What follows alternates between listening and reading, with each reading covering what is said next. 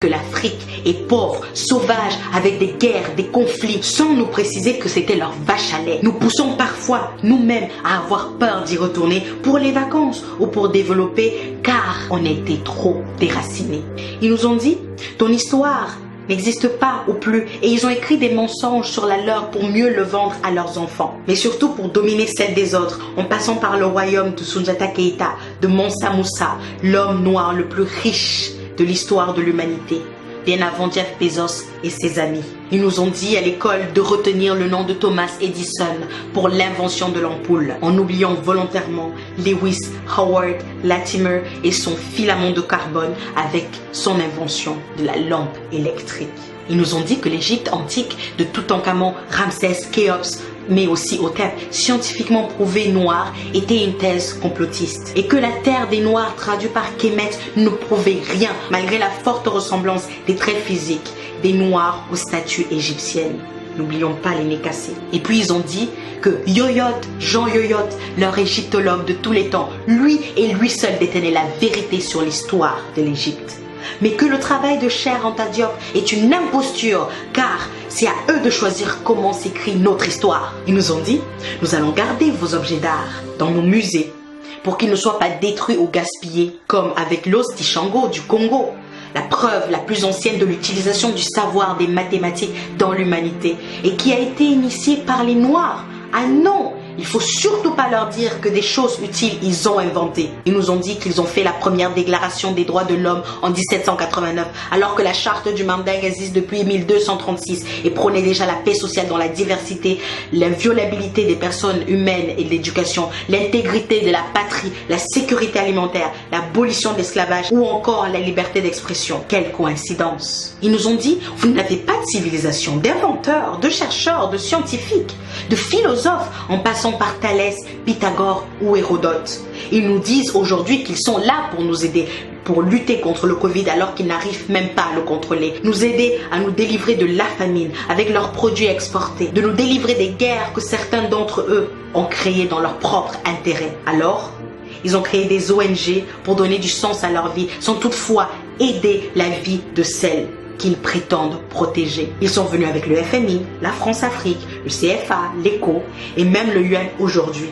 En toute sincérité, ils nous ont dit, et on y a cru pendant des siècles et des siècles jusqu'au 21e. Sincèrement, éperdument, naïvement, on s'est laissé convaincre et on a accepté ces mensonges.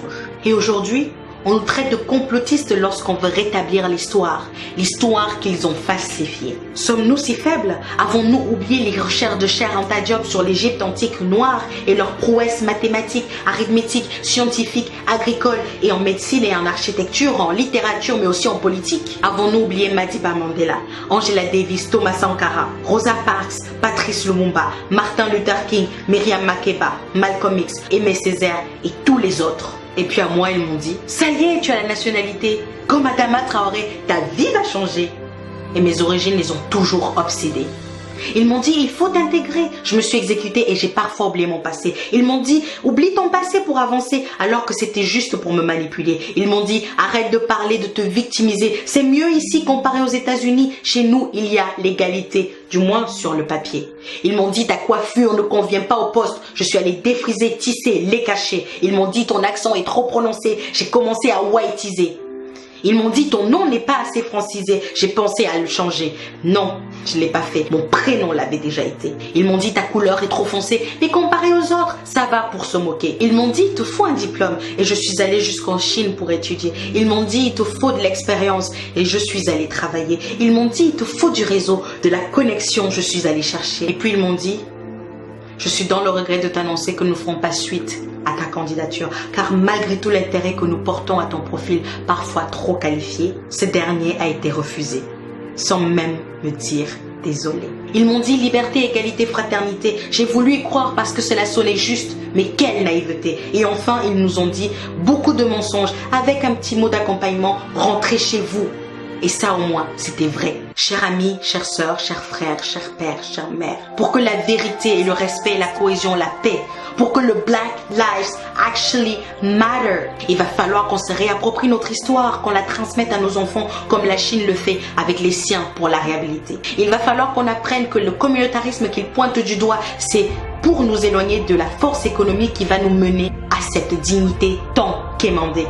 Il va falloir consommer noir ou buy black. Cela va nous faire avancer. Il va falloir rentrer en Afrique, comme ils le disent, rentrer chez vous, pour que le continent soit enfin développé. Il va falloir qu'on se réapproprie nos terres que la Chine achète par milliers pour ne pas se retrouver expropriés. Il va falloir qu'on construise notre identité sans oublier notre passé. Il va falloir qu'on se réapproprie notre économie avec l'aide d'investir au pays. Il va falloir qu'on ait l'estime de nous-mêmes avec les vidéos de Mukwesa, Grandeur Noire, Pensée Kamit, Lenny Muga, Kemi Seba, mais aussi Crazy Sally et Soudei. Il va falloir comprendre la politique pour s'asseoir en tant qu'égal face à l'Asie. Je parle de la Chine. Il va falloir tous les jours appliquer ce qui a été dit pendant les rassemblements d'Adama et de George, car ce n'est pas fini. Il va falloir améliorer notre image comme le font les pays asiatiques en faisant du storytelling ou du marketing. Il va falloir s'insurger face à nos gouvernements qui laissent perdurer ce mépris. Il va falloir dénoncer, mais il faudra agir aussi. Il va falloir qu'on garantisse à nos enfants, aux enfants de nos enfants, un monde dans lequel ils puissent vivre égaux et libres, à moins que vous vouliez que The Doll Experience se répète sans fin à l'infini. Il va falloir qu'on leur dise qu'il faut qu'ils soient fiers de cette couleur ébène avec plusieurs nuances et coloris. Il va falloir détruire les chaînes mentales. Il faut que ce soit définitif. Il va falloir leur répéter tous les jours qu'ils sont beaux, forts, brillants, intelligents, courageux et créatifs. Il va falloir leur dire qu'ils ne doivent laisser personne décider de qui ils sont ou doivent être dans cette humanité parfois racisée. Il va falloir leur dire que personne ne fait le choix d'être noir ou blanc car ce sont des couleurs créées pour diviser. Il va falloir se demander si nous allons continuer d'accepter qu'ils nous dictent notre conduite et surtout qu'ils nous autorisent cette liberté ou allons-nous l'arracher. Il va falloir être prêt car ça va être difficile. C'est un combat qu'ensemble nous allons, main dans la main, gagner pour que le racisme ordinaire, institutionnalisé, systémique, étatique ou ethnique soit enfin dans ce monde éradiqué. Il va falloir arrêter de nous plaindre pendant une semaine et puis retourner à nos seules filles. Plouf! Lutte oubliée. Et enfin, il va falloir se demander, et si c'était moi? Au TEP.